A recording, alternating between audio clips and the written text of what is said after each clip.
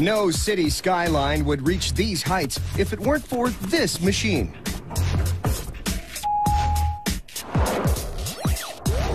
Before the elevator, buildings rarely grew over 5 stories. They perform billions of rides every day around the world.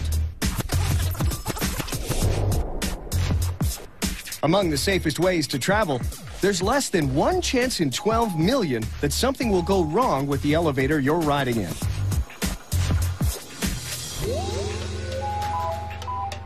Let's see how they work. The most popular elevator design is the roped elevator, where a car is raised and lowered by steel cables.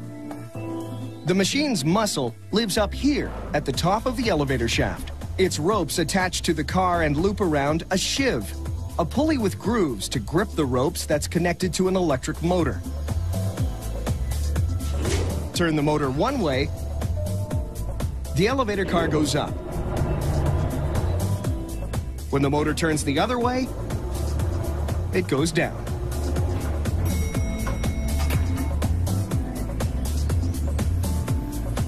A counterweight lives on the other end of the ropes to offset the weight of the car. It's usually about half the weight of a fully loaded passenger elevator.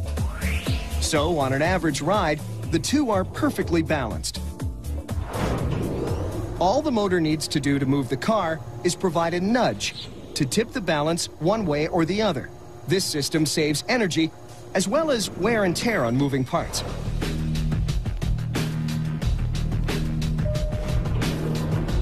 Once the car is moving, the motor's only job is to control one of the 2 falling objects.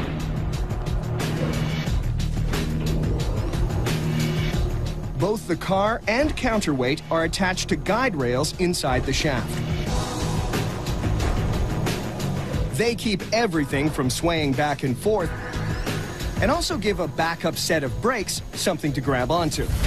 If anything goes wrong with the motor, hydraulic fluid is cut off, and that automatically releases this brake that seizes the ropes for a quick stop. Technically, one of these steel ropes is enough to hold up both the car and the counterweight. The rest are there for backup, in case one snaps. But what if the whole set is cut? Don't worry, it still won't plummet. This machine has a built-in failsafe. There's a governor located beside the motor, with its own pulley and separate cable attached to the car. There are 2 spring-loaded metal hooks called flyweights inside the governor. If a car free falls and the governor spins too fast, centrifugal force pushes the hooks out. They seize ratchets on the fixed inner rim and stop the pulley. The governor's rope jerks on an arm on top of the car, and this locks the brakes. The idea of the rope elevator is simple enough. One side goes up, the other goes down. It just took a couple of thousand years to figure out how to stop it. It's easy enough to drive, but without brakes, we'd rather walk.